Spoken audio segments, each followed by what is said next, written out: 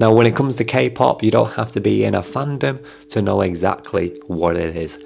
BTS, Blackpink, Stray Kids, New Jeans, they're topping charts, selling out arenas and shaping global culture. They've put Asian pop music on the map. But then there's Filipino pop, Ppop. They've got groups like SB19, BINI, BGYO and Fourth Impact, artists who are rising fast, pulling millions of views and building some of the most passionate fandoms online. So here's the big question: can Ppop actually outgrow K-pop? Can Ppop be bigger than K-pop? Might sound crazy, but we're going to break it down in this video and we're going to try and come to some kind of conclusion. You let me know below in the comments if you honestly think that Ppop can outgrow K-pop, and then watch this video and let me know if I've changed your mind in any way as we talk through it. And the best way to start is with the ones that set the foundation themselves: K-pop. K-pop didn't happen overnight. Back in the 1990s, groups like HOT laid the groundwork, and in the 2000s, idol culture was in full swing, with acts like TVXQ, Super Junior and Girls' Generation expanding across Asia. But the real global explosion, that was in the 2010s with Psy's Gangnam Style.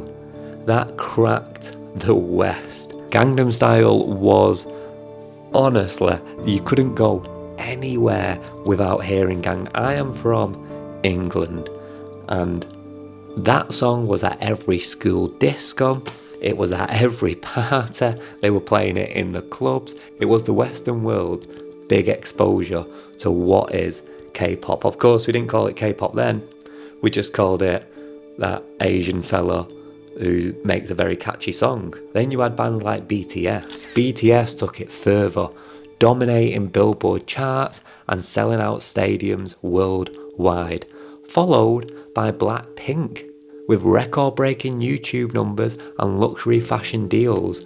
We slightly touched on YouTube there, but YouTube was definitely a huge influence for K-pop because a lot of the music was being heavily streamed on YouTube, right? Gangnam Style was the most popular video on YouTube for a long time. I believe it was the first video to ever hit 1 billion views, which was huge, right? And that's why it paved the way for people like BTS and then Blackpink. Then you get to now, where K-pop is a global industry worth billions, backed by entertainment companies with deep pockets and a proven formula. Seems like there's loads of K-pop groups now in the world, and especially in the West, companies just believe in K-pop. Just look at Netflix and what they've done with the K-pop Demon Hunters.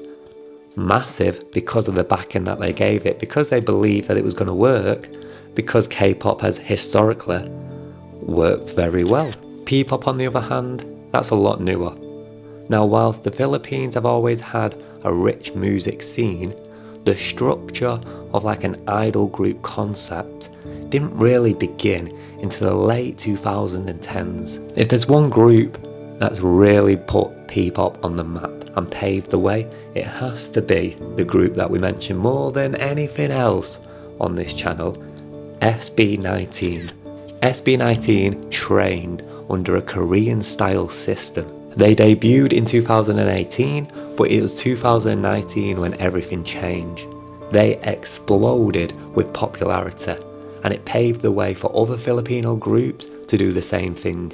That's when we saw groups like BGYO, BINI, Alamat, G22 and others, each bringing their own spin and each bringing that Filipino identity, culture, language, all to the music. So it's important to note that K-pop has had decades to work at breaking through this music industry, from the early 90s till late 2010s, whereas Ppop only just starting off. So can Ppop really do all that hard work in just a few years, now that K-pop's opened the doors?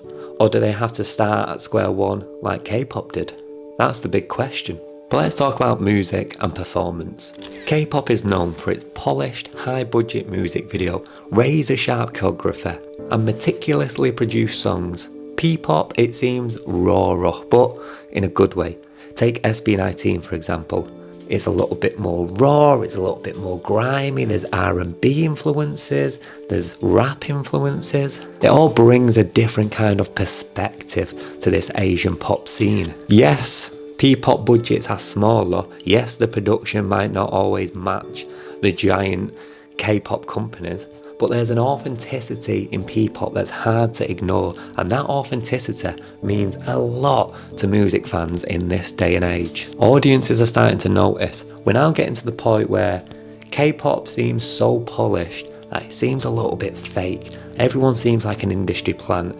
New groups emerging seem like they've been put together just to make money. It all seems like a cash grab.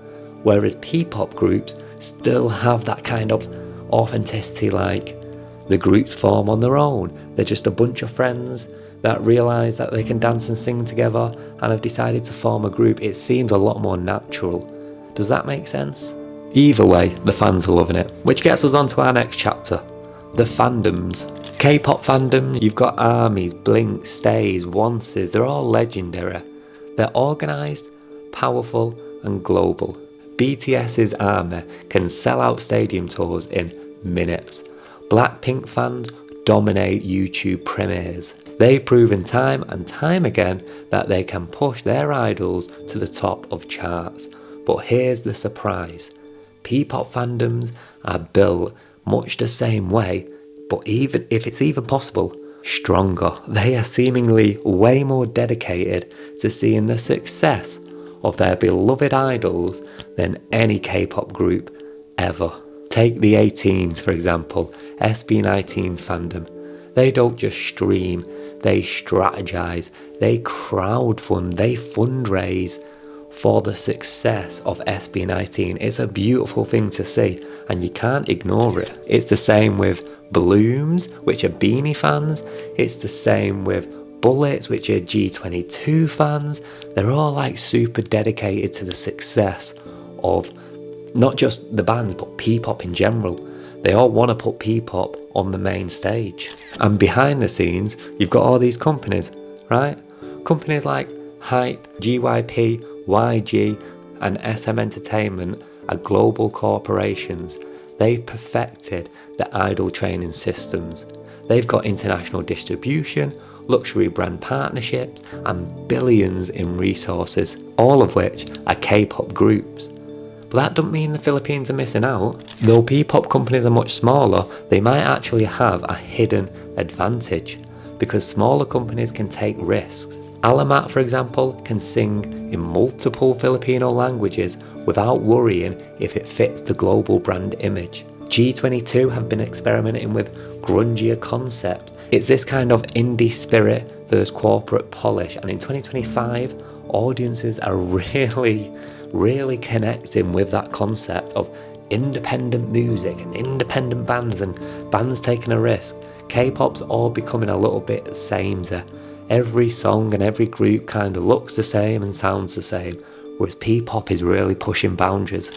Beyond the music, K-pop has undeniably shaped the global youth culture, fashion trends, beauty standards and even slang. But Ppop is making its own mark. It's showing the world that Filipino talent deserves global attention. It's inspiring kids in the Philippines to chase music career, and it's sparking conversations about cultural pride, and where there's cultural pride becomes cultural impact. Think about it. Every time SB19 wins an award abroad, or BINI's music video trends worldwide, it's not just about the group, it's about the Philippines being seen and celebrated on the world stage. The ripple effect? Priceless. So, can Ppop be bigger than K-pop? Here's the truth. K-pop has decades of momentum behind it and billions of dollars. There is no way Ppop is going to dethrone them overnight. They're just way too powerful. However, Ppop doesn't have to overthrow K-pop to survive. They're building out a lane of their own. They're building their own identity. If groups keep growing fandoms, keep leaning into the Filipino identity and keep connecting authentically with fans, Ppop has the chance to stand side by side with Kpop on the global stage, neither one taking over the other one. So maybe a better question isn't, can Ppop be bigger than Kpop? Maybe the better question is, can Ppop be just as powerful in its own way? Because everything we've seen in the last few years, from SB19's world tours to BINI's viral moments, the answer feels pretty clear to me. Ppop isn't just here to stay, it's here to grow. Now let me know what you think. Let me know what you thought before clicking this video. Let me know what you think now you've watched the video. And if I've changed your opinion at all, or at least got you thinking. As always, thank you for watching. If you're new here, my name is Cameron, aka the future king of K-pop, aka the white boy of Asian pop, and I'm on a journey to find out everything I can about Asian pop. So if that sounds like something you would enjoy, hit that subscribe button. Thank you very much.